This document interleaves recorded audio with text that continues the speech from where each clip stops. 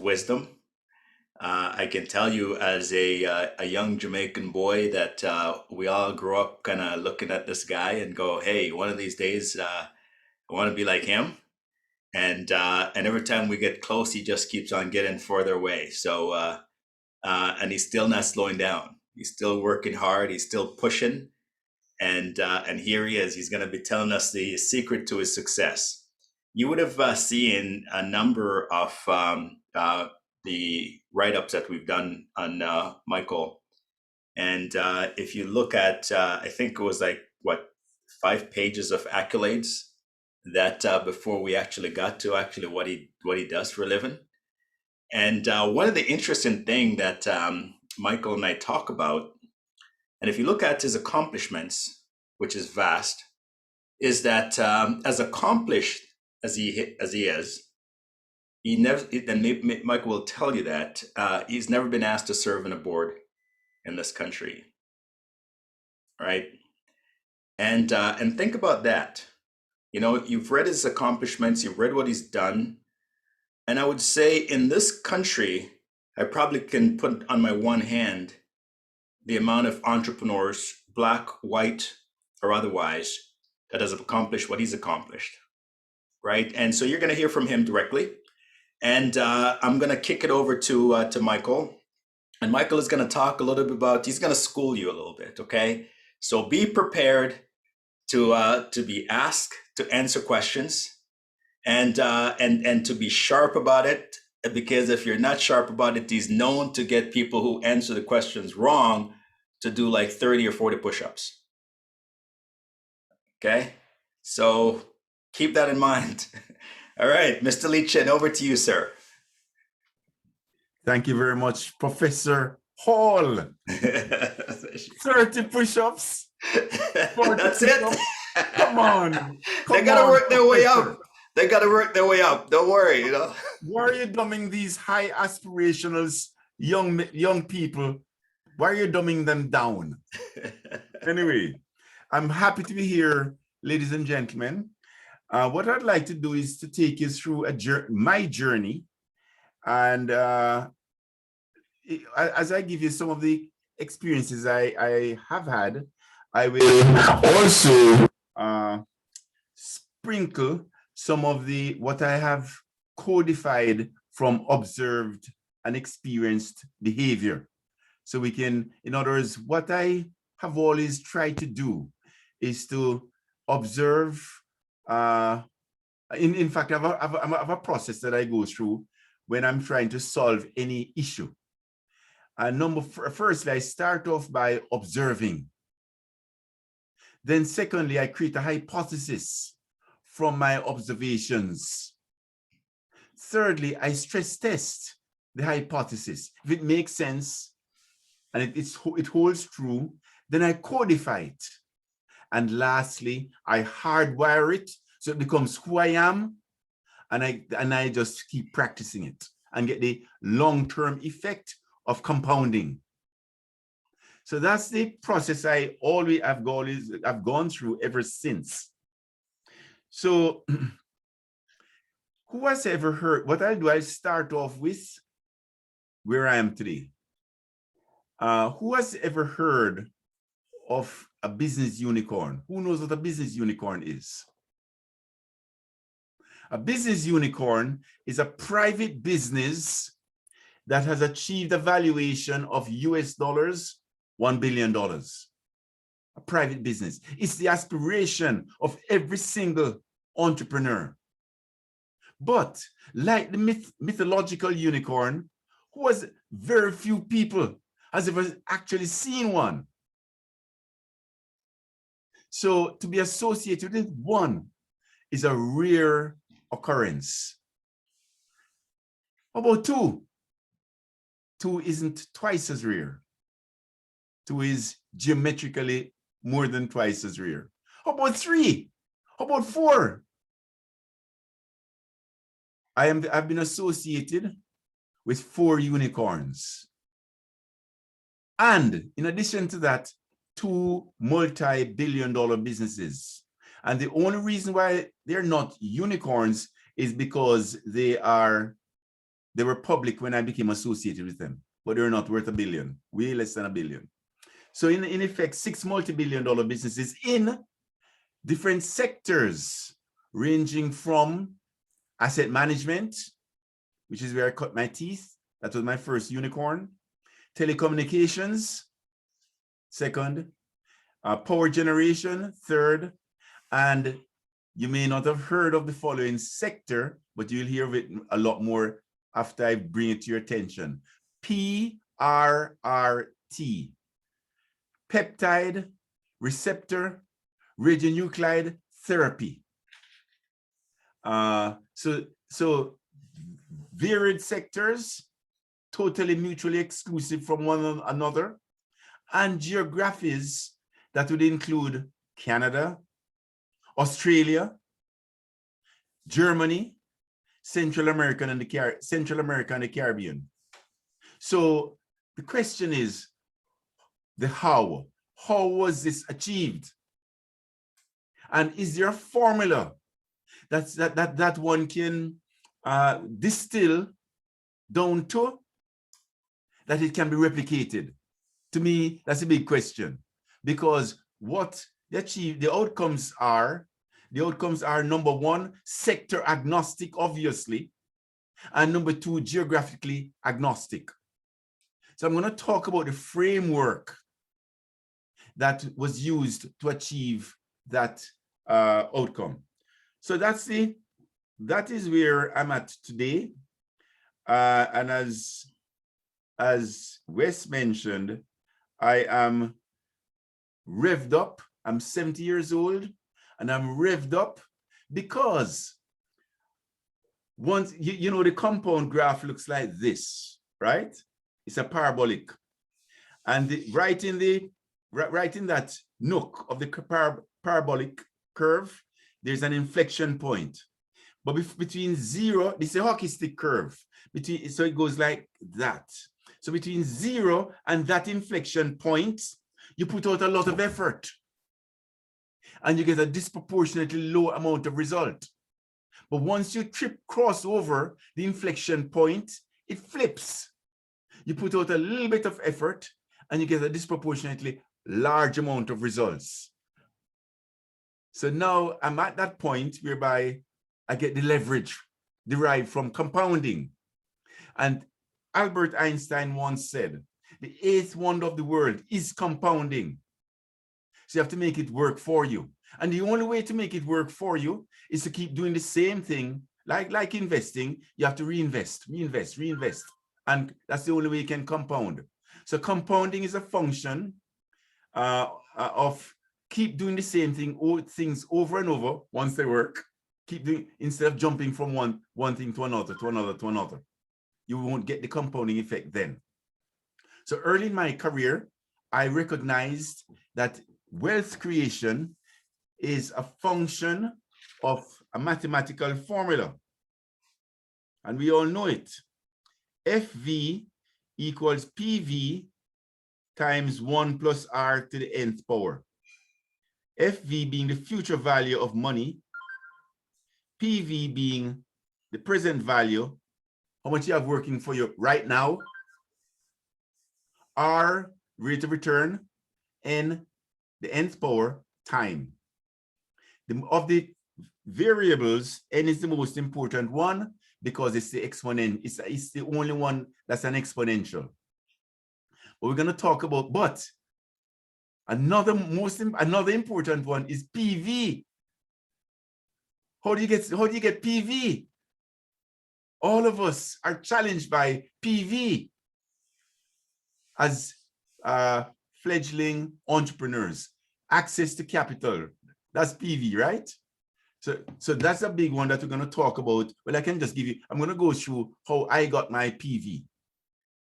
So, but before I do that, I'd just like to go back to where I started.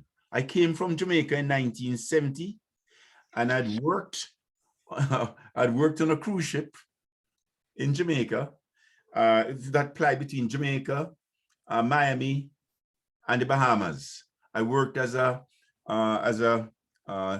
bellhop. So I'm the guy when you're on the cruise ship, you press the button, you need service. I said, how may I help you? And I was the guy who would take your luggage on and take your luggage off, embarkation and disembarkation. That was me in 1969. So I'd saved $2,000, which was enough to get me to pay for my first year tuition at McMaster in civil engineering. I didn't know where second, third, nor fourth year tuition, room and board were going to come from. I have no idea. I had no idea. But I thought, I'm going to jump off the precipice without a parachute. I'm sure, I'm confident, I'm going to figure it out before I land. So I came. As you know, school year ends at the end of April, so I got a job on campus, 1971, April of 1971, May. And I needed $2,000. So come the middle of July, I'd saved $600. So I worked May, June, middle of July, 2.5 months. I saved 600. So there's no way in the next month and a half to September, I was going to save 1,400 to get my 2,000 to continue. So I was stuck. So now, what do students do when they're stuck? What do they do? Samson, when you're stuck financially, if you're stuck financially, you don't know where your tuition is going to come from. You don't know where room and board is come from. Time is going by, 6 weeks before the school year starts. What do you do? Well, what I've seen friends did in the past is contact family and friends to see if they can raise funds. Yeah, that's what I know. I don't know what happened. All right. So, like the average student, what I did, I wrote to the Prime Minister of Jamaica. Isn't that what the average student would do? Samson? So I did that. And I said, Prime Minister, I'm a first-year student, and I hear that every year you send an emissary of recruiters to recruit the graduates. Now, I'm a first-year student, and I've been writing to your services commissions, which is the bureau, the agency of government that distributes scholarships and bursaries, and no one would respond. No one has responded. This was July, middle of July. So we didn't have email then. So a month later, I got middle of August, I got a response from the Prime Minister of Jamaica. Remember, I'd saved $600. He said, Mike, next time you come to Jamaica, come and see me. So Samson, you don't have $600, you need 2,000, right? Airline ticket then was $400 to go to Jamaica, return. What would you do? What would the average student do, Samson?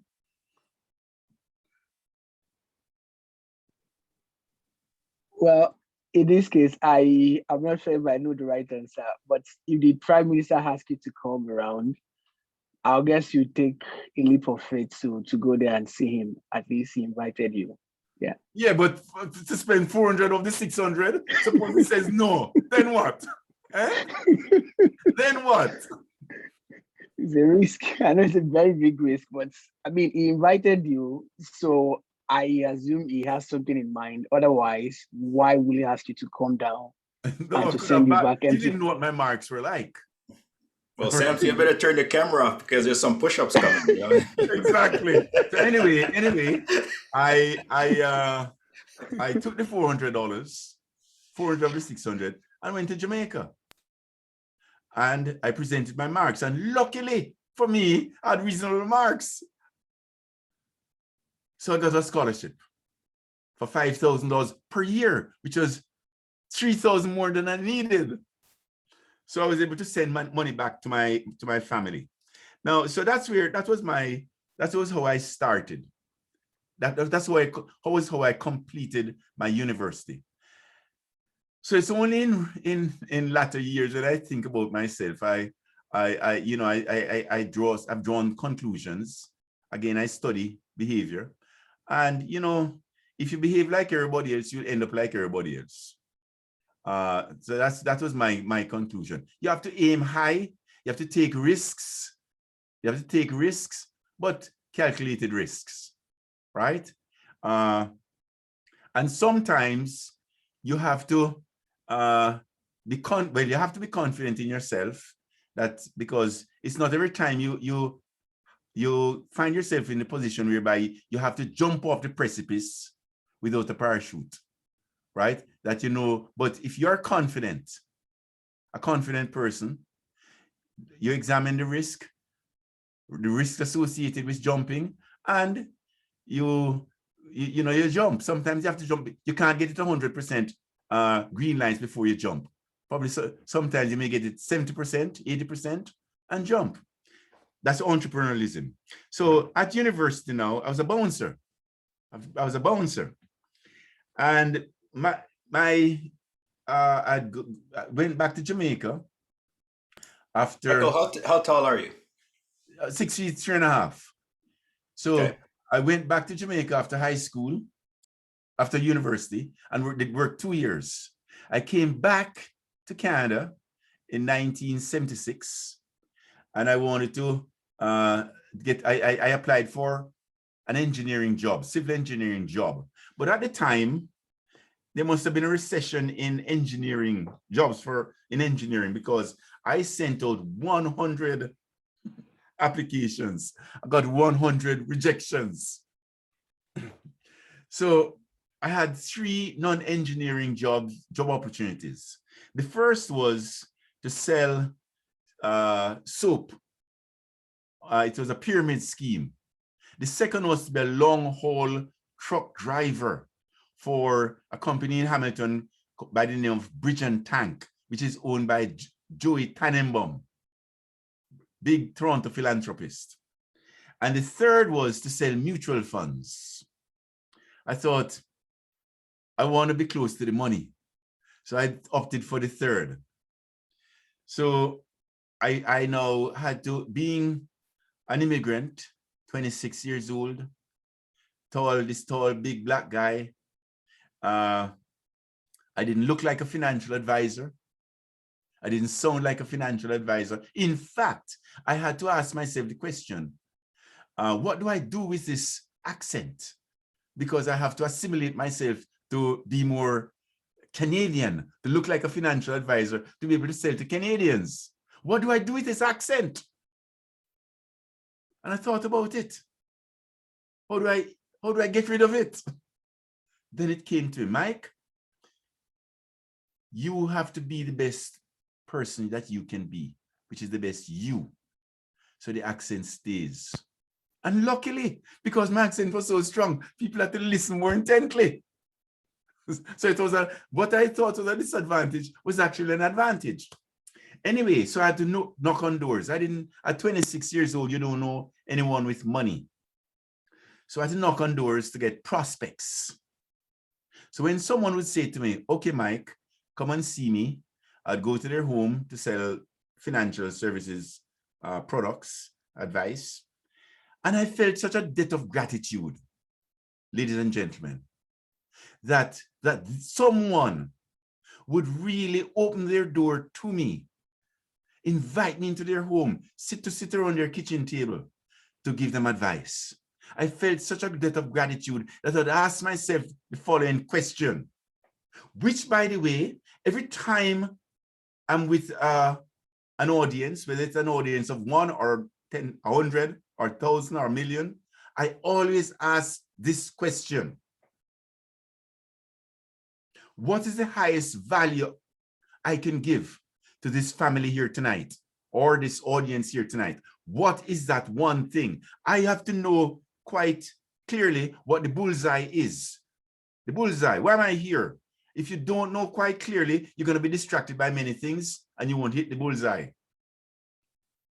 So in whatever situation I'm in, I always ask myself, what's the bullseye? What am I aiming at? If not, my focus will be diffused. So the answer kept coming back to me, make them wealthy.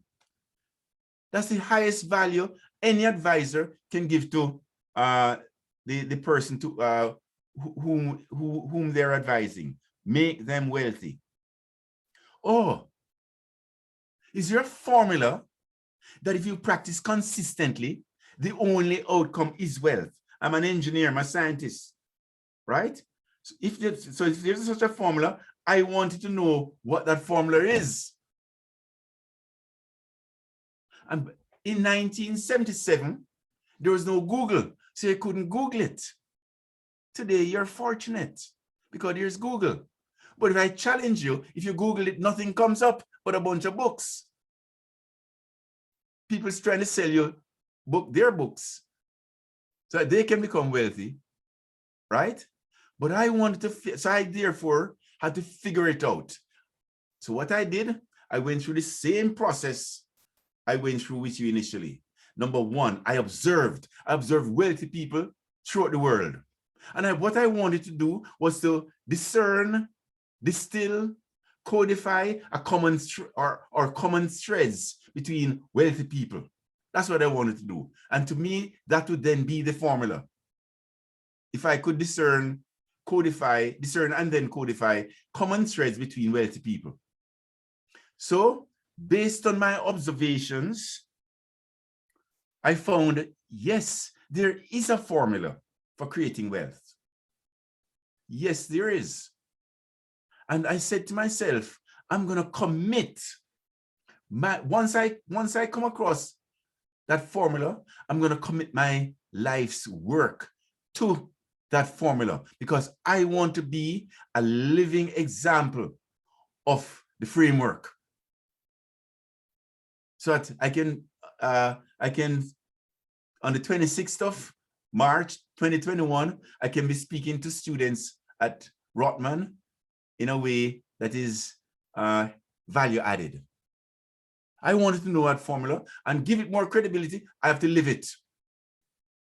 So no one can say, he's just trying to sell me something. Okay, so what did I discern? What did I conclude? What did I codify back in 1978? Having gone through that process. Number one, observe. Number two, create a hypothesis. Number three, stress test the hypothesis. If it holds true, codify it. And number five, hardwire it and live it. So what did I discern? Number one, every wealthy person in the world who created wealth, created it, not marry into it, not win it, not steal it, but created it, did five things. Number one, Andre, think about any wealthy person anywhere in the world, right? And I'm gonna turn your microphone on, Andre. Have you thought of someone, any wealthy person anywhere in the world? The funny thing is Don't that tell me who. Don't tell me who. Oh, you want me to say it aloud? No. Don't tell me who. Oh, okay. Just think of someone, okay? Okay, guys, everybody on the line here, work with me here. Just think of someone, don't tell me who. Now, Andre, have you taken statistics, any statistics course? Yes. Okay, so now you could be thinking about anybody in the world, right? You look like you're getting nervous. Andre, you look like you're getting nervous. Are you? I am a little. Why are you getting nervous? I heard about the push-up and, you know. So you're not fit? I am. Okay. So Andre, what is the likelihood? Remember, we've never met. This is not pre-rehearsed, right? Mm. You could be thinking of one of 7 billion people. I don't know who. Male, female, someone from China, someone from Singapore, Jamaica, America, Canada. I don't know who. What is the likelihood of me nailing it 5 out of 5? The 5 telling you the 5 things that person did to have created his or her wealth. What's the statistical likelihood of me getting it 5 out of 5 right, Andre? Less than 1%. What the? Fail. Fail. 1%? There are 7 billion people in the world. Huh? And I'm going to have to get 5 out of 5 right. It must be asymptotic to 0. Close enough, no? Eh? Less than 1%, not too far from 0. Wes, pass or fail? Wes, pass or fail, Wes? Wes, Professor Hall, pass, exactly, exactly. This man, hey, wait, Professor Hall, this man is a politician, right? Anyway. I would say the push-up number goes up to 50 for him, you know. Exactly. Okay, so Andre, let's go. The person you're thinking of, I'm absolutely sure, owns a few, not too many, high-quality businesses. Yes. 1 out of 5. Number 2, Andre, I'm absolutely sure that person you're thinking of, they really understands those few businesses. Yes. Am I right? Yep, you're right. What's the score? That's what, 20, that's 2 out of 5? 2 out of 5, right. Yeah. Number 3, that person you're thinking of, the business that person owns is in a strong long, or the business or businesses, few businesses are in strong long-term growth industries. Yes. Number 4, that person has used other people's money prudently. Yes. Number 5, that person has simply held those few businesses for the long run. Yes, definitely. Bingo! Bingo. 5 out of 5. 5 out of 5. These honors, okay? So now, Andre, when someone comes to you and says, Andre, I have a great investment for you. What are you now going to do? I'm going to look at these 5 things to see if that person meets the 5 criteria. Exactly, right? So what I just gave you, Andre, is a framework, right? Now, if you think about it, success in life is a function of 3 things. Living a successful life is a function of doing 3 things. Number 1, managing your life based on sound intellectual frameworks, right? In any area of your life, frameworks. That's why you go to university. They teach you frameworks, right? Number 2, make sure you're able to control your emotions. In any area of life, you need frameworks. You need to be able to control your emotions. And number 3, success is a function of having access, right? And by the way, Andre, it's 2 out of 3 isn't good enough, my friend. You have to have all 3, right? If you don't have, but if you don't know you need all 3, are you gonna get? Are you just? Is it just? They're just gonna fall into your lap? No. So success in life isn't up to chance. Framework, control of emotions, and access. Okay, whether it's academic life, whether it's family life, whether it's financial life or professional life, you need all 3. Okay, most people aren't conscious that they need all 3, so they never achieve the success that they aspire towards achieving. Okay, so I got it 5 out of 5 right. 5 out of 5 is what? Is that 90% or is that 99%? 100. 100%. So probably, Andre, you're saying, Mike, you better stop now because you can't, and if you keep going, you can only go downhill from here, right? Okay, so I described the 5 things, which would be, so I've codified it and I call them the 5 laws of wealth creation. Okay? So anytime someone comes to me and say, I have a great business for you, I said, hold on one moment. Let me get my checklist. I need 5 ticks. Or my own businesses, I make sure they're built to be on side of the 5 laws. Okay? So Warren Buffett once, when he was asked, how come you have done so well as a capital allocator? He said, I'm a better investor because I'm a businessman.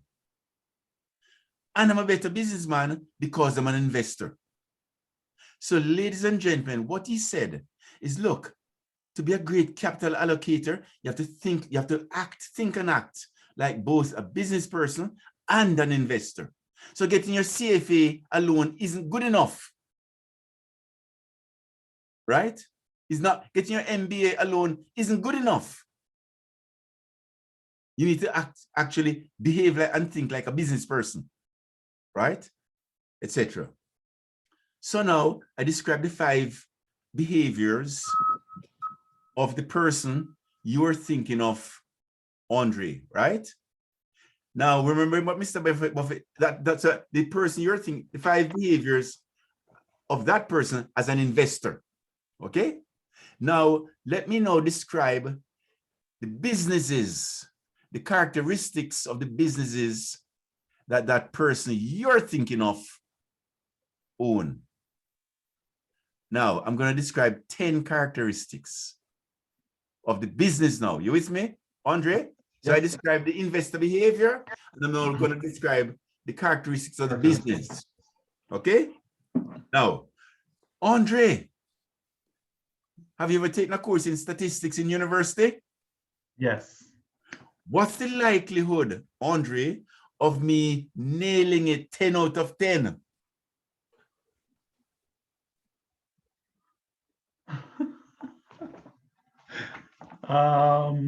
Zero. I would say 0. Next to 0, it is. Next to 0. But, Andre, I'm confident that I'm going to get it 10 out of 10. Now, what if I did? What would you say? What would be the conclusion if I did get it? Describe the 10 characteristics of the business that that person you're thinking of owns. What would you say if I get it 10 out of 10 right? I would say your process is proven, tried, proven, and tested. And therefore, what will you be doing when you get out into the business world? I'll be applying said process. Okay. All right. Make sure you don't forget. We have 40 people on the line here. They heard you. Okay? Okay. Okay. Firstly, let's go. Andre, that the business that that person owns is run by an owner operator. The owner and the operator is the same. Am I right? Yes, you're right. How do I know that, Andre? I'm not sure. You're not sure? Okay. Number 2, there's heavy concentration of ownership in the business the business that is owned by the person you're thinking of. In other words, the business is owned by a few people, big shareholders. Am I right, sir?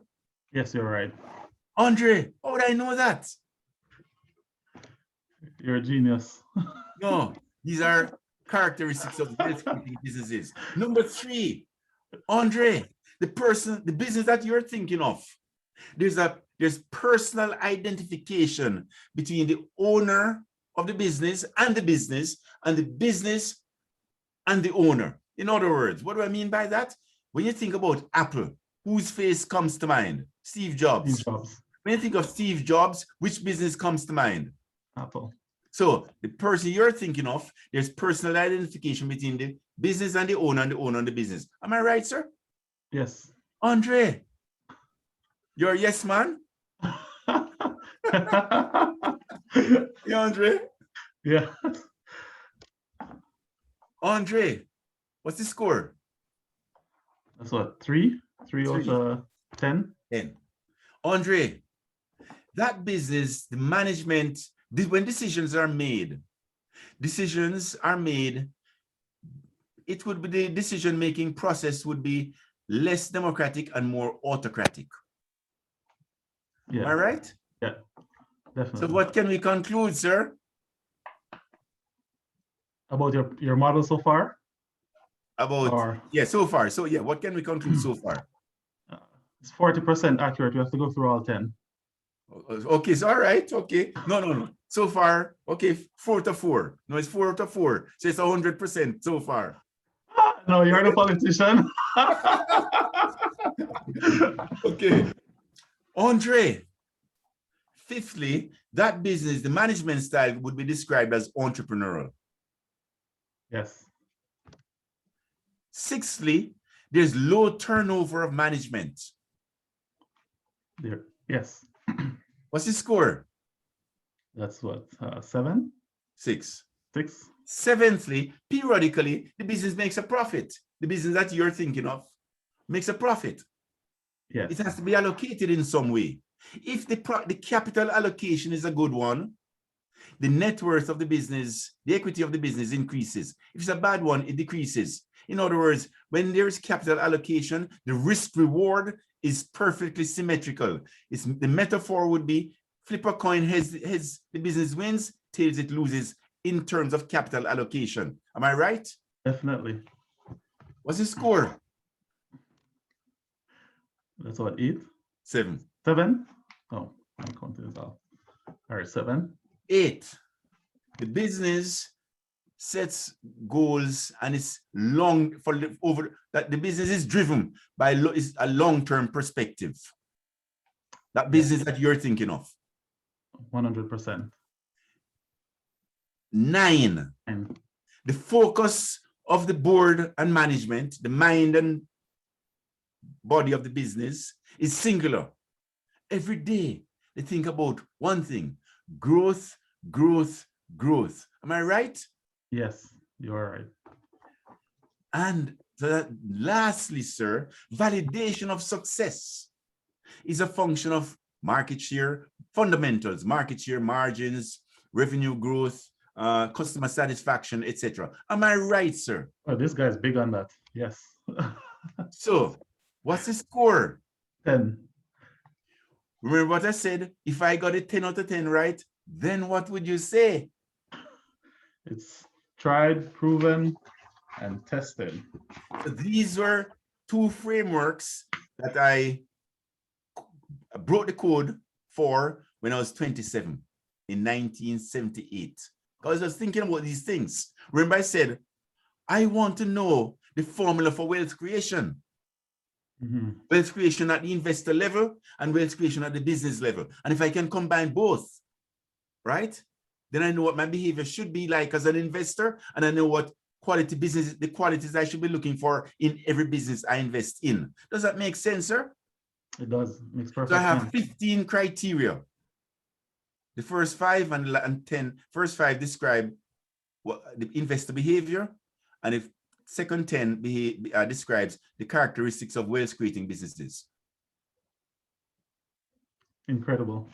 Okay? I love so it. now, Mm-hmm. now, Andre,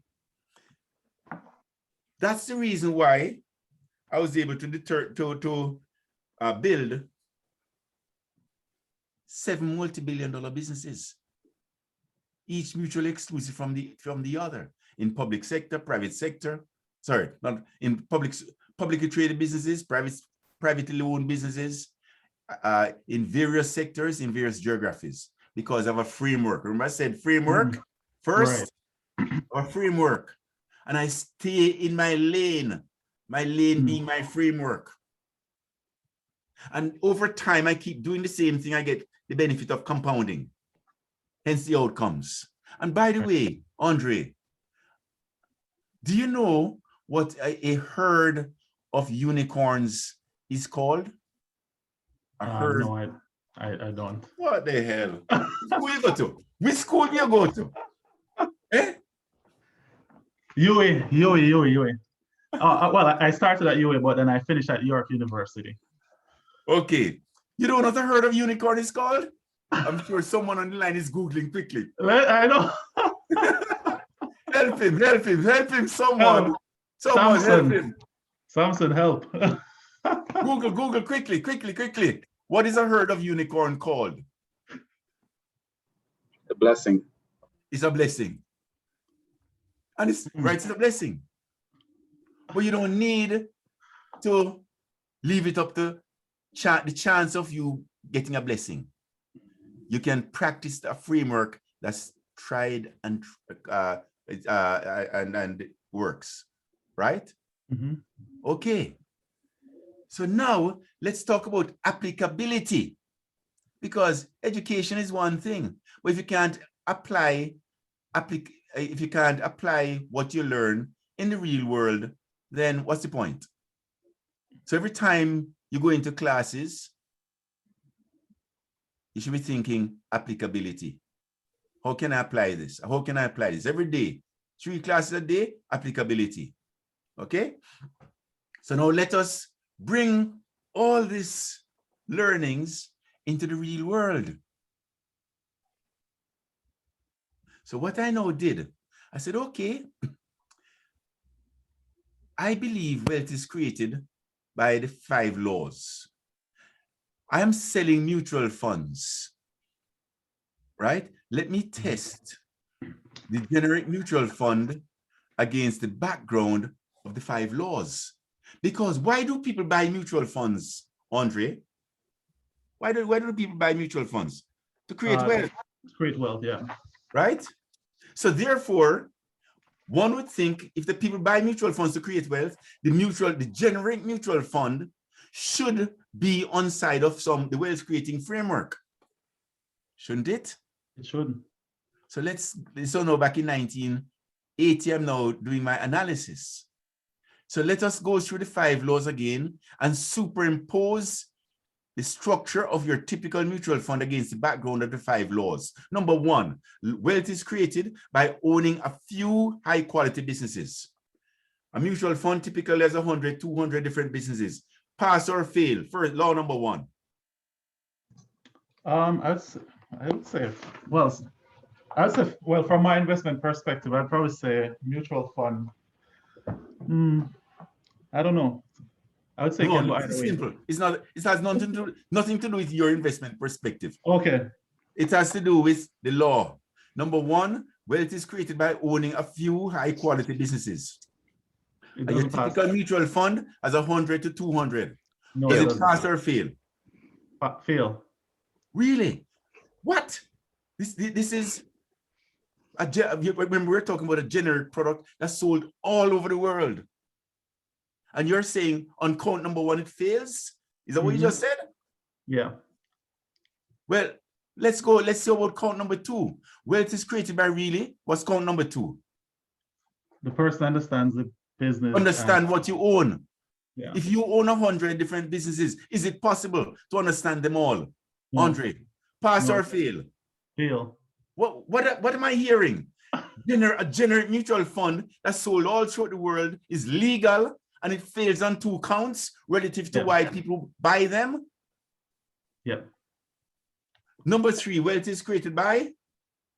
The business are domiciled in strong long-term growth industries. Boy, you take great notes. Congratulations. Actually, what? Thanks.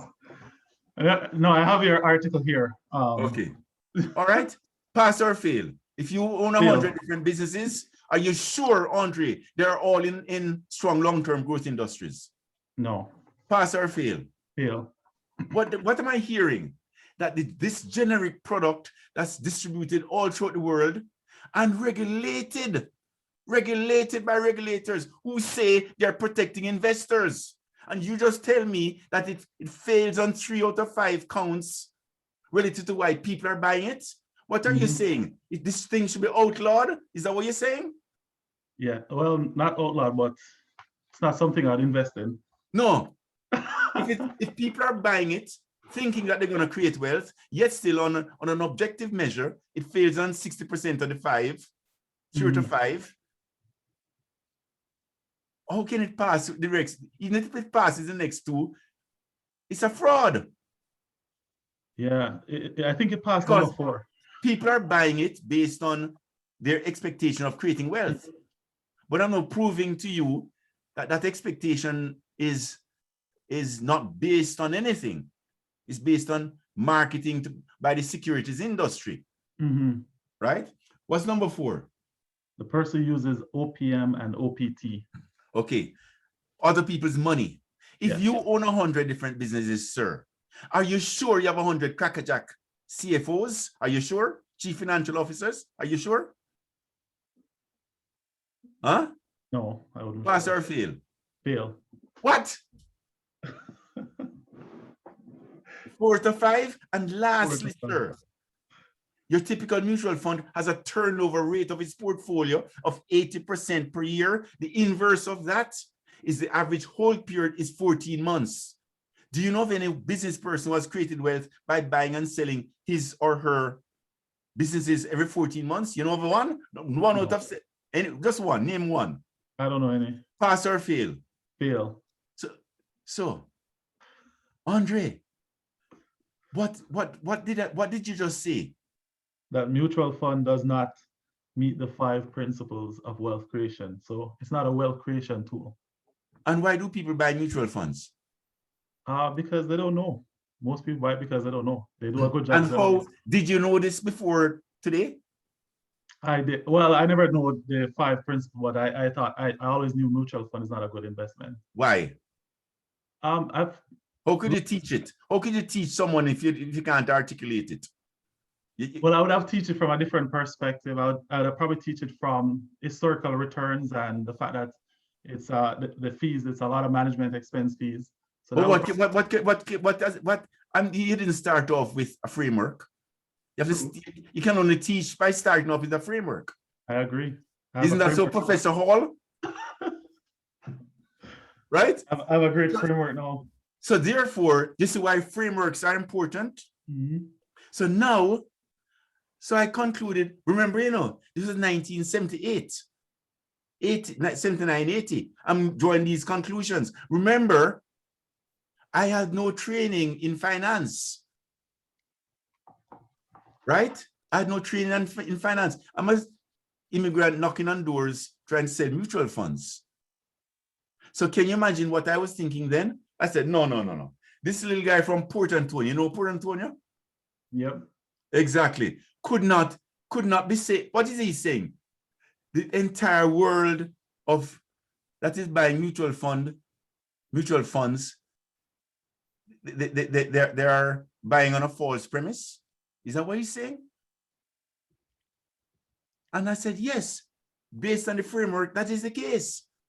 So what I'm going to do, all I saw was a sea of unwashed people out there doing the wrong thing. And I have soap, the 5 laws. You understand? Mm-hmm. So I said, okay, now once you have a framework, it should guide you, right?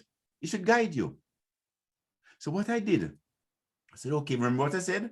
Having developed a framework, I'm going to live it. I'm going to lead by example. So people can say, how we did it? 5 laws and 10 characteristics of wealth creating businesses. So now I thought, remember applicability or application? Okay, I thought, what is the best expression I can invest in that would best express the qualities of my framework? It has to meet those 5 criteria.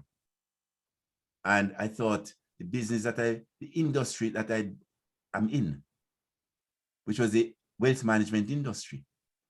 So I define an industry, and that industry is in a strong long-term growth industry, growth phase, because it is underpinned by demographics of the baby boomers,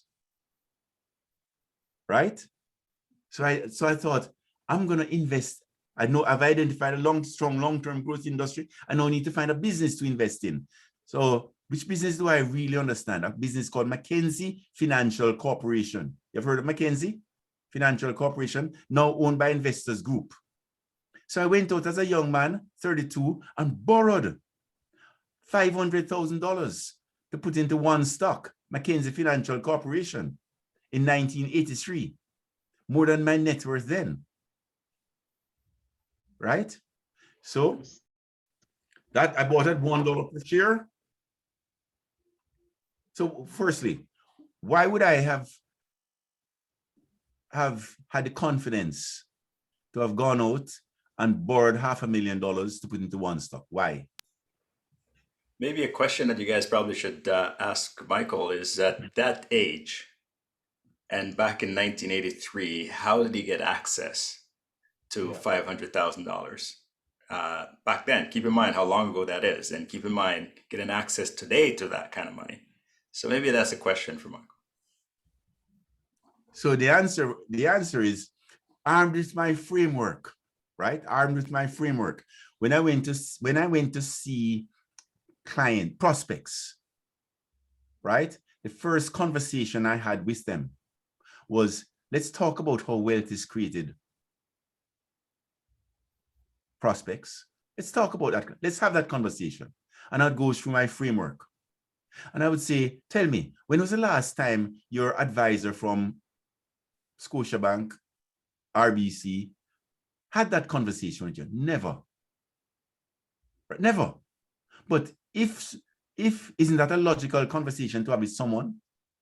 First conversation, everybody wants to create wealth.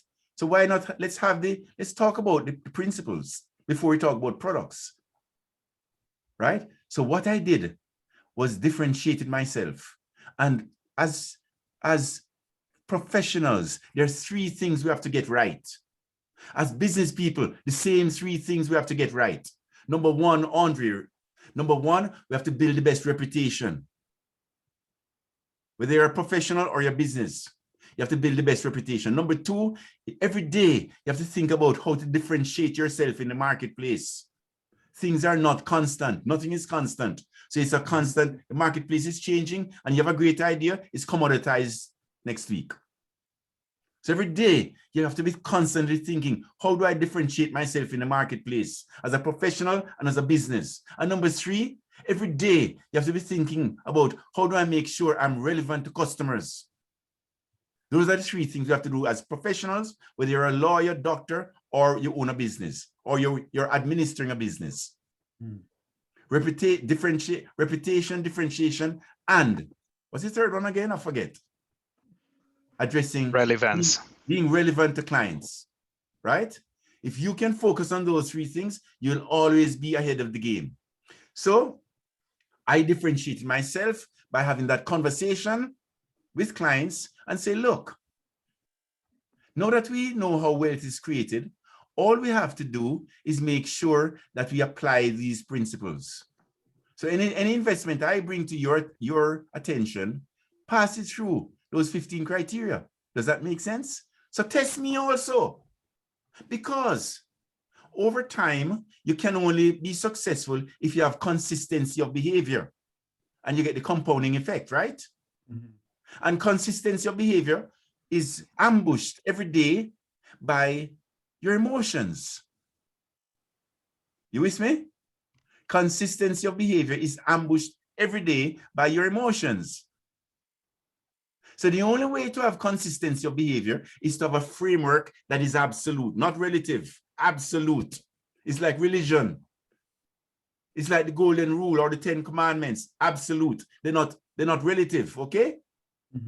So if once you have an absolute belief, it's easy to know what road is relevant to you and what roads are not relevant to you. So going back to framework is the only way to have consistency of behavior, an absolute framework. So all we now need to do is work on access, right? So it's that attitude that I had, being driven by a framework that was incontrovertible. No one can say that doesn't make any sense. And I would welcome the debate because I know I'm going to win that debate. So that was my passion. That was my mission. That was my purpose, right? In life, ladies and gentlemen, if we are not driven by a purpose, we'll be all over the map. We need a North Star. I know what my North Star is when it comes to wealth creation. Okay? So it led me to buy McKinsey. So once you define your framework guides you, irrespective of what the environment is or how you feel on that day. You superimpose whatever question you have at hand against the background of your framework, and the answer will come ricocheting back to you. You don't even have to think. So my framework led me to buy McKinsey. I bought McKinsey in 1983 at $1 per share, $500,000, which I borrowed to buy the McKinsey. And by the way, so because I differentiated myself, I did really well. So in 1980, so I had a good, I made lots of money. I had very good annual income. So it was bankable. So when I went to the bank and I asked them, I said, I'll give you the shares back. I had a good track record of a good income track record in 83, right? In 83, put things in perspective, I made $750,000 in 83, and I've never looked back since, okay? Based on, again, committed to your belief system, and which is absolute. And that's what will differentiate you, because most people don't manage their life by frameworks. And hence they're all over the map because they don't have a governor to control their emotions. So they're all over the map. So they don't get the benefit of compounding. So now McKinsey, I bought McKinsey in 83 at $1 per share, adjusted for splits. By 87, the stock was worth $7 per share.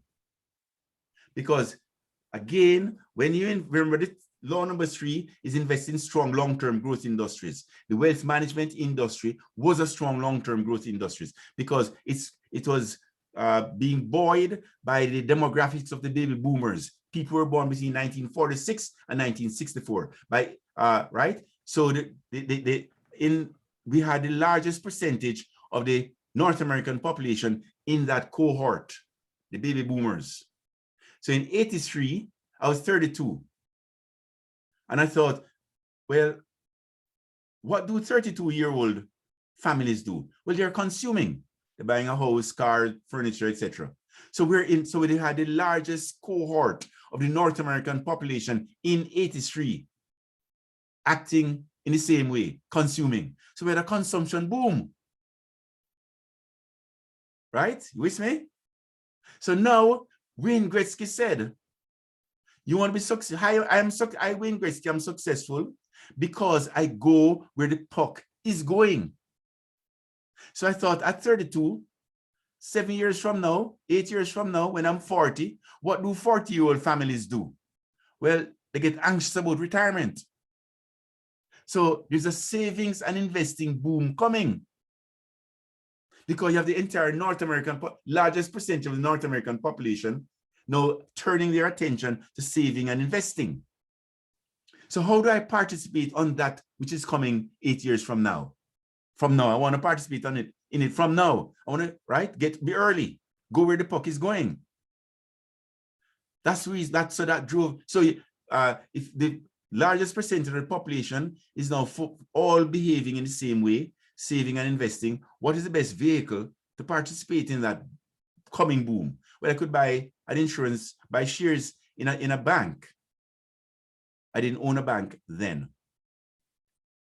But when you buy shares in a bank, you also take on loan losses, right? So it's not a pure play. I could buy shares in an insurance company. Then I didn't own an insurance company.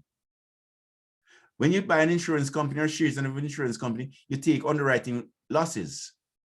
So it's not a pure play. The pure play was owning a wealth management business like McKinsey. You with me? So you can see how I started off with framework. Within the framework, I identify long-term growth industry, saving and investing. Which now I know took a position in a business that I understood. I understood McKinsey because I was selling their products. I was in the industry. I understand the regulatory regime, I understand margins, etc., etc. So now, fast forwarding, I'm 70. What do 70? They have I'm the median age of the baby boomer, right in the middle. Baby boomers today, what are they anxious about? Living long, healthcare. Well, so therefore, we're in the early innings of a healthcare boom. So how am I going to participate on that? So this is what I'm doing. I have a mechanism that I can identify long-term growth industries that I know is predictable. So it's not if, ands, or but. I just ask myself, what do 40-year-old people do, 50-year-old people do, 60-year-old people, and I can anticipate what's coming when you have the majority of the population in that cohort. So now healthcare is the next boom. So I can buy a pharmaceutical company. I can buy a long-term healthcare business. Or I can recognize that within healthcare, there's a subsector, oncology, which is going to be now, unfortunately, a huge growth area, because as people age, they're more likely to get cancer, right? Statistician Andre, right? So we have oncology being a strong long-term, a boom within a boom. With me? So now I'm thinking, okay, I know I've identified a strong long-term growth industry, healthcare generally, specifically oncology, specifically, but when cancer patients, unfortunately, there are two modalities of treatments, traditional treatments. Number one, external beam radiation, which basically fries your body. It's a very blunt instrument. And it's statistically based anyway. Or number two, chemotherapy, which again, it poisons your body. And it too is a blunt instrument. And it too is based on statistics.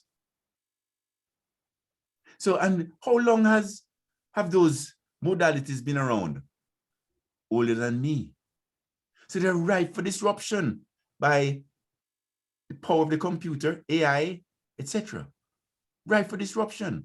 What's going to disrupt them? Precision oncology, going straight to the treating cancer at the cell level, the cellular level. Only zapping, remember I said PRRT, peptide or protein, receptor, radionuclide therapy, PRRT, which goes, research it when I'm finished here. It treats cancer. We use radionuclide isotopes to zap beta, which emit beta rays, which are 2 millimeters in length. We can get to this infected cells, because infected cells invariably have a receptor on them, and we find a peptide molecule that's attracted to those the receptor on the infected cells. And once we can get to the cells, we attach to them, to the peptide molecule, an isotope by the name of gallium-68, which is the peptide takes the gallium-68 to the infected cells, which now, the gallium-68 now lights up on a PET scan. So you can see it. But seeing it is proof perfect that the receptor is there on those cancerous cells. And once we can see it, we can treat it. Because what we now do is remove the gallium-68, or substitute the gallium-68 with another radioisotope by the name of lutetium-177. And the lutetium-177 is taken to the receptor on the cancer cells, and the lutetium-177 now emits beta rays 2 millimeters in length, which zaps the cancer cells and leave neighboring cells, healthy cells, alone, so you don't get side effects. It's called precision oncology. They generate. So, framework, starting off with the framework, leads me. So that's what I'm now investing in. So that's the methodology we have used to have created 6 multi-billion-dollar businesses. Okay, the framework we have used. Now, creating wealth is one thing, but living a fulfilled life transcends just creating wealth. So early in my career, and you're from Jamaica, Andre, so you know NCB, right? I took it over in 2002. March 23rd, 2002. I was sitting at the Minister of Finance's office, ready to write the check to buy the National Commercial Bank. Right? So my family was there, my mom was there, my dad was there, my brothers were there. 8 of them. 7 brothers, 1 sister. 9 of us. So before I wrote that check to buy the bank, I thought, oh my gosh, how is this possible?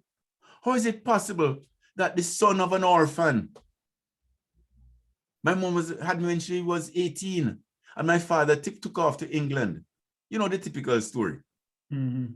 And my mom decided she's going to stay and rear me. At the time, young Jamaican women, the natural trajectory was to go to England and do nursing and send money back home to grandma to look after the baby, right? My mom said, no, she's not doing that. She's going to stay with me. So I thought, how is it possible that on March the 23rd, 2002, her son, the son of an orphan, can now be writing a check to buy the National Commercial Bank of Jamaica? How is that possible? Well, it's possible for reasons that I had nothing to do with. Number one, I didn't choose the country in which I was born. I was born in a country that made me a success, a confident person. It didn't beat me down. In Jamaica, we all feel, boy, it can be anything. I wasn't born in a country with systemic racism. There may be class racism, right? But, right? Or classism, right? So I was born, and I didn't choose my country. I was blessed. I didn't choose, right? Secondly, I was born to a parent, my mother, who had high standards, expectations of herself and her children. And she led by example. I was blessed to have been born to that woman. I could have been born to many other women all over the world on the 3rd of January, 1951, that had no standards, didn't lead by example, and I'd be a different person. I could have been born in a different country that beat me down in terms of my confidence, and I'd be a different person. And thirdly, I was born in an era that I can own a pencil, a pair of shoes. Had I been born 250 years ago, I would have been owned. I didn't choose my era. I was blessed. So I thought, oh my gosh, statistician Andre, what's the likelihood of being so blessed? I'm a statistical improbability, right? Therefore, because I'm so blessed, what are my responsibilities to all those people who were born in countries that killed their confidence, who were born to parents that had no standards, and were born in an era that they were misfits? Do I have any responsibilities to them? Or do I just take all the blessings and show them on myself? Well, my answer was, Mike. And all of this came before I wrote the check, because I became situationally aware, conscious, right? How is it possible? So I said, I'm going to use this institution as a vessel, as a vessel to build a better Jamaica. And in so doing, uplift the country. That's what I did. So immediately I changed the mantra of the bank to NCB, building a better Jamaica, immediately. So all the staff when they go to work, they made a direct nexus between why am I doing this boring drudgery job and the next generation, their children's a better future, a better Jamaica for their future. And by the way, so at the time the bank was bankrupt. This is before your time, Andre. NCB was basically government run. Scotiabank, large Canadian bank, had a 54% market share. NCB 24% share of market in Jamaica. Right? So Scotia is in 50 countries. So this is now David taking on Goliath. Long and short is today, we reverse that. Scotia is 28%, we're 44% market share. How we did it? By putting forth what we stand for, building a better Jamaica, and singing that song and acting that song. So Jamaicans became confident in NCB. It's right. So what I did, so as a lesson, so to all of us, the lesson here is, which I codified in terms of my business mantra and my personal mantra. It's prosperitas cum caritate. prosperity with care. You cannot develop, you cannot build a long-term sustainable business unless you care for the society, you care for the community that the business operates in. You can't develop, you cannot be an island of success in a sea of poverty, right? So if that has guided me, prosperitas cum caritate. And by the way, that attitude permeates through all of our organizations. And that's the reason why we're able to create all these unicorns, because that's how we feel, we think. So in summary, ladies and gentlemen, how did I get the capital? 500,000, 7 years later, sorry, 4 years later, remember I bought at $1, became 3.5 million. 500, the stock went from $1 to $7 in 4 years. So therefore 1.5 became 3.5. I had $3 million in equity. So what I now did, I said, no, I'm going to start. This is now 87. I'm going to start a mutual fund that's honest. That's honest to the 5 laws of wealth creation. You understand? It will only have 15 companies. All of them I have to understand. All of them. So I cheated a little bit because even 15 companies, difficult to understand. So I cheated. What I did, I said, of the 15, 60% of the 15, 9 will be from the same industry, the asset management industry. So we became the largest shareholder out of Burlington. We're the largest shareholder of McKinsey. We're the ones by 2000, we had owned 30% of McKinsey.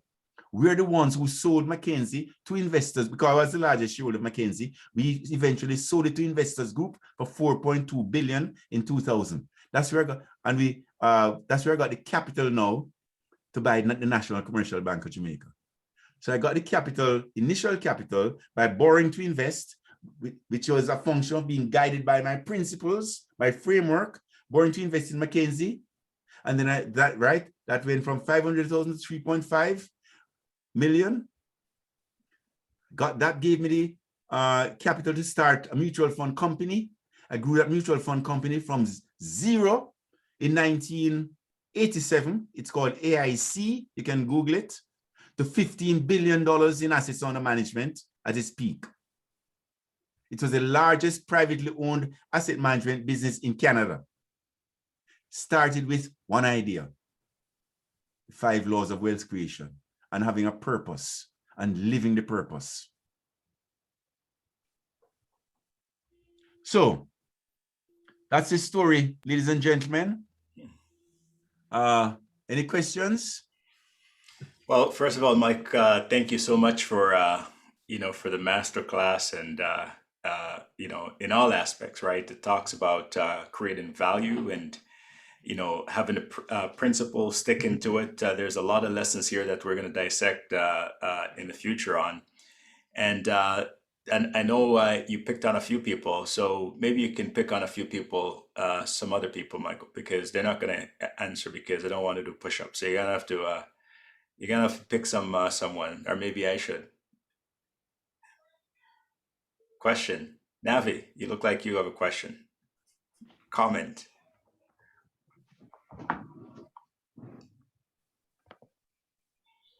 I don't have a question, but the talk was really great, and I really appreciated the 5 laws of wealth creation. And I think what stuck out to me the most about your talk was having frameworks. And especially, like, I'm a nurse by background, so my frameworks have always been just work related. And coming into the MBA, you start to realize that it should encompass a lot more of your life outside of just work.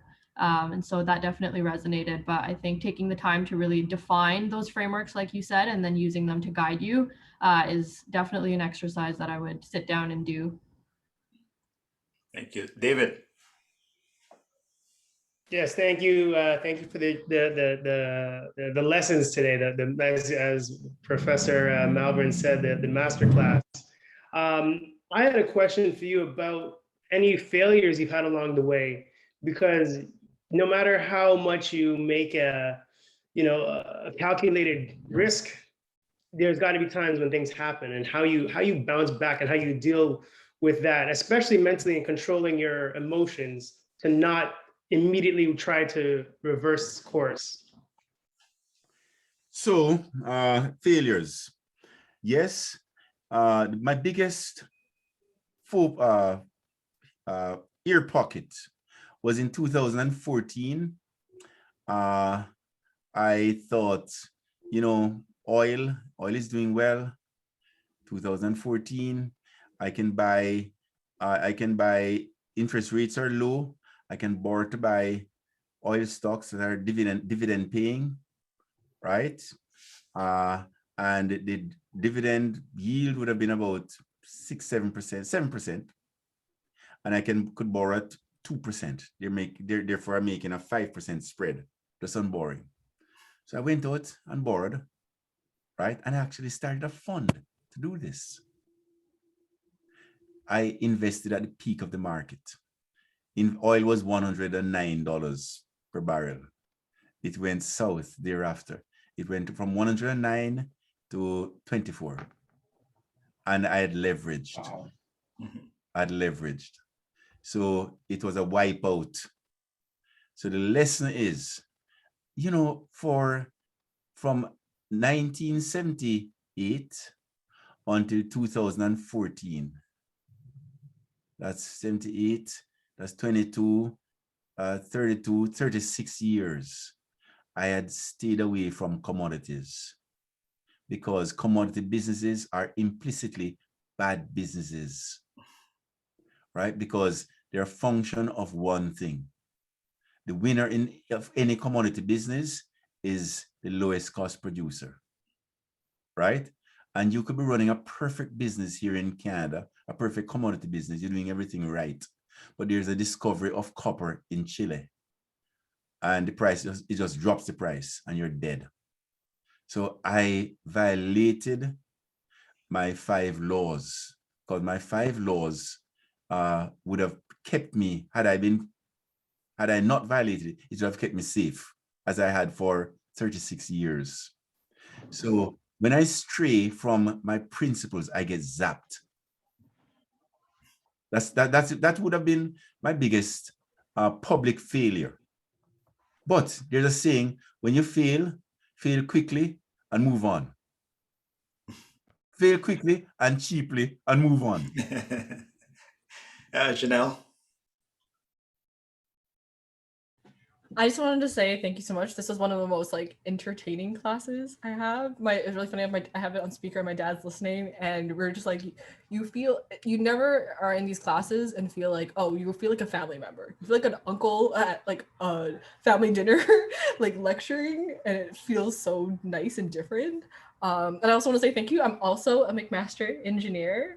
All right. I've actually been following your story for a while, because at Mac, there's very few Black engineers, and especially to find someone successful that went to Mac, while I was at Mac, you were always someone that I looked up to. So it's so nice to finally get a chance to connect with you. But I guess one of my questions I kind of had for you was what is the time that I know, so you talked about the oil story, but you talked about, not changing the recipe. What was a time that you realized the recipe that you did have, you had to change? The recipe that I had, I've never changed it. So The 5 laws of wealth creation, once I codified it and hardwired it back in 1978, 79, I've not changed it. Once I codified and hardwired the characteristics of wealth creating businesses, I've not changed the framework. And that's how I select businesses. And let's talk about application, right? This is interesting. If you want to have fun with any director of any company, do the following. You meet a director, TD Bank or RBC, doesn't matter. Say, director, tell me, what's the highest value? Remember that question? Janelle? Yeah. What's the highest value I can give to my clients, and the answer kept coming back to me, right? So if you were to ask a director, any director, tell me, director, what is the highest value you as a director can give to the company that you're stewarding? What's that? What's that one thing? What is the highest? I guarantee you, if you were to go into TD Bank's board or any board room and ask that question, if there are 12 board members, you get 12 different answers, guaranteed, right? So now, when we took over Guardian Life, which is the largest insurance company in the Caribbean, first board meeting I went to, I said, tell me, board members, what is the highest value add we as board members can give to this entity that we're stewarding? So there are 10 board members, I got 10 different answers. I said, board members, remember the question, highest, there's only one Mount Everest. So again, what is the highest value add we as board members can give to a business, this business that we're stewarding? After the third iteration, they threw their hands up and said, Mike, we don't know. So what? By the way, you listen to what you guys said. You gave 10 different answers. If we at the board are giving 10 different answers, what is management hearing? And therefore, what direction and focus does management have? Right? So they gave up after the third iteration. So they said, Mike, what's the answer? I said, the highest value add we as stewards of this business can give to this company is to make the company wealthy. And each of those 10 answers you gave, from make it more efficient, make sure you have good HR relations, customer satisfaction, each of those 10 answers are necessary but not sufficient to make the company wealthy. So if you focus on the 10 different answers, you're going to be amorphous. If you focus on making the company wealthy, you'll do all those 10 things. Right? So if you were to ask that question, so the next sequel question is, tell me, how do you make companies, how do companies become wealthy? How? I don't know. So what are you doing here? What are we doing here? And so you make, how do you make companies wealthy, Janelle? How? I'm making, well, I mean, what I'm gonna say, I'm actually going to do this with my next board, the two boards I sit on. I'm gonna actually ask them this question, but I think I love just being like, I think that it is a really important, a lot of times you realize you don't have a shared goal because you're so. No. Oh, you're wrong. I'm gonna cut you off. You make companies wealthy, Janelle, by doing those 10 things I mentioned. The 10 characteristics of wealth creation. Right? Yeah. You with me? Yes. Yeah. So you know, this is the way wealthy company. These are the characteristics of wealth creating companies. So the highest value we could give as board members, is to support management to behave in these 10 ways. I love it. Thank you so. I really appreciate it. I definitely am gonna say I was writing it down so quickly because I'm definitely using this in the two businesses I work with. Thank you. We got two more questions we're going to jump to. Going to get Clifford and then Samson. Hey guys, and Michael Lee, definitely a great class. You know, one of the things I've enjoyed, just before I ask my question, is you know, one of my favorite mathematicians, me as also an engineer, is Richard Feynman, right? What I love about him is clarity of thought, and it's you, Wes, you know, Prem, is just you guys think in such first principles that it's so clear. It doesn't matter who you speak to, you can disseminate your thought process so clearly that it's hard to even go against it, right? So I definitely enjoy that. So my question is this. I've noted your 10 principles, right, of wealth creation, but one of the things that kept coming back in my head was our government itself, like the government who leads countries and makes decisions that we abide by, they fail all of them. So how is this going to happen? Clifford, I love your take on that. Clifford, hold on now. So now that you have a framework for wealth creating businesses, right? Yes. We don't even have to go as far as governments. Let's go to your typical publicly traded company. Sure. Right? Yes. Let's now test your typical public traded company against the framework, that framework I just mentioned to you. Framework number 1 is what? Framework number 1, I haven't noted. I haven't memorized them yet.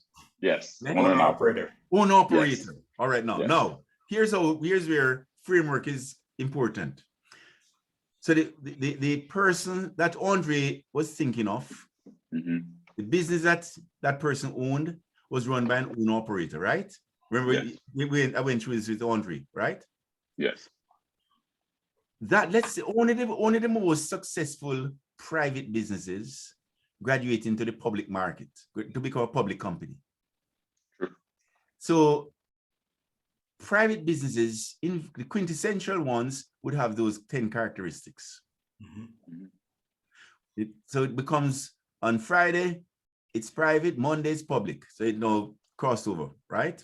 So Monday, when it's public, here's what happens to the business. There's a separation between the owners and the operators. Management different from shareholders, am I right? Yes. And it's in that separation where the problem starts.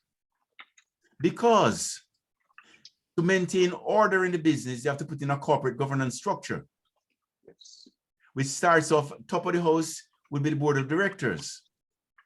But who are these board members? Who are these people? Right. You're right. Do they have to pass a fit and proper test to create wealth? No. Do they have to understand the business? Do they have to own shares in the business? No, no, no. Yeah. But what they have in common is they're all agents of shareholders. That's what they are. And who are they overseeing? Management. Does management have to have shares? No. Right? Yep. Fair. So they're overseeing other agents, management. So you have agents overseeing other agents. You have just introduced agency risk squared. That's what you have just done, which is the exact opposite of your wealth creating business. Okay. True. Characteristic number 2. What's characteristic number 2? Characteristic number 2, heavy concentration of ownership, which you just mentioned, right? That failed. So now on Friday, heavy concentration. Monday, widely dispersed.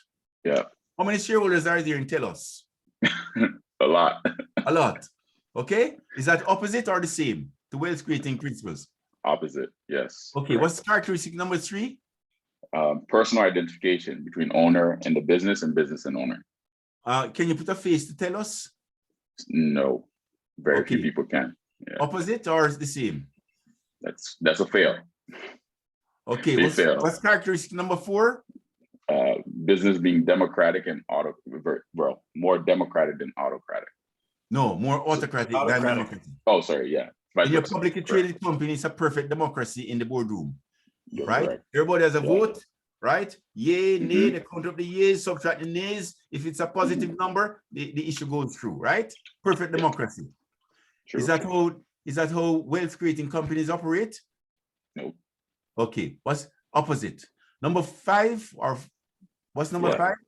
4. They need to be 5. Yeah, 5 is management style need to be entrepreneurial.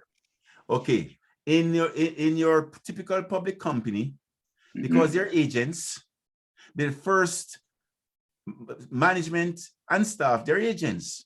Yes. They don't have to be owners. True. And because they're agents, their first concentric circle of responsibility is don't lose your job. Agreed. The bureaucracies are therefore built. That's how bureaucracies get built. The opposite are the same. Yeah, they failed it again. That's all. What's number 6? Number 6 is very little management turnover. No management turnover. In a public company, the average CEO lasts 3.5 to 5 years. In a typical wealth creating business, 35 years. Opposite are the same. That's the opposite. They're failing. What's number 7? 7 is make profit periodically. No. 7 is profitable business. No. 7 is a symmetry. Symmetry. Risk management, risk reward is symmetrical. Management risk. Okay, I gotta update that in my notes. Management risk reward is symmetrical. Okay. Right? Yes. In your typical public business, they also have to capital allocate. This is Clifford, when there's a capital allocation event, management risk reward is symmetrical. In your typical publicly traded business, they too have to allocate capital, when they make a profit. I see. If it's a profitable allocation, management gets a bonus. If it's not a profitable one, management gets half the bonus. If it's a really ugly one, management gets a golden parachute. The metaphor is flip a coin, management wins, tails, management does not lose. Yeah, I see. That makes So a lot of the sense. risk reward is asymmetrical. No skin in the game, No skin in the game. What's number 8? Number 8 is set goals over long-term focus. In your typical public company, they're driven by quarterly results. Quarterlyism, right? Is it same or opposite? It's totally opposite. What's number 9? Focus on the board and management is singular. They think about one thing, growth. In your typical public company, the focus is on risk and compliance. Am I right, Wes? That's true. Risk and compliance. Is it same or opposite? Opposite. What's number 10? Validation of success. Is all about market share. Fundamentals. Market share, customer satisfaction, margins, etc. In your typical public company, validation of success, stock price. True. Mark to market. Am I right? True. Very true. Same or opposite? It's opposite. Oh. So, Cliff, what's the conclusion? What's the conclusion? Yeah, that is not the right way. Then it makes perfect sense when you break it down that way, because even thinking about, like a lot of them, for example, Warren Buffett, right? Even though he's on a public market, control is still internal, and there's the high concentration and all that follows. So it makes perfect sense. Yes. So now, my friend, I'm not saying you shouldn't buy publicly traded securities. I'm saying, irrespective of public or private, you have 10 criteria that you should measure every business you buy, public or private, against those criteria. Because if you buy stocks willy-nilly, you're going to buy the opposite of wealth-creating criteria, as I just went through with you. So what do you think most funds do? When was the last time you've seen an analyst report that starts off with, these are the 10 characteristics of how businesses become wealthy? Let me now analyze this particular stock with regards to each of these 10 characteristics. When was the last time you've seen such an analyst report? Never. Never. Not in my knowledge, yeah. But isn't that what you should see? Isn't that the right thing? Yes. So you can see frameworks are important because frameworks guide you. I just use another example of what we do naturally, just buy stocks. But you're not going to create wealth if you behave like that, because you're not using any framework. Agreed. Good stuff. The final question goes to Samson. It's only fitting that you get the final question, given the fact that you're beaten up first. So. Thank you, Wes. Mike, it was very fun listening to you. I think the time went by so quickly. Earlier at the outset of your discussion, you talked about inflection points and you use hockey stick. I was just wondering, how do you manage yourself with your long-term goal in mind at a point where the return for your effort is very minimal, but in the long run, your efforts will be, the whole thing will be opposite. In the short term, you have some expenses and bills to pay, and the little resources you have, you practically have to put it into whatever you believe is going to churn out well in the long run. But how do you stay focused, especially when there are challenges and problems? How do you keep going without letting up? Thank you. Because I look beyond, firstly, I have a visual of the hockey stick curve. So when I'm going through the handle of the hockey stick, right? I know that if I'm driven and be true to my framework. Over time, every day that passes, I'm one day closer to that inflection point. Although I'm not being gratified while I'm going along the hockey stick curve. So I have to tough it out. But what else would I be doing with my life? I'm not going to do the opposite because I'll never get there. I'll never achieve anything. Right? So I'm just on a path that I know I will eventually get to the inflection point. So I'm going to tough it out. I beg, borrow, steal, contort, do whatever I have to do to tough it out. Until I get to that inflection point, then it flips. You put out a little bit of effort thereafter because, going up the exponential, going up the gradient of the curve, right?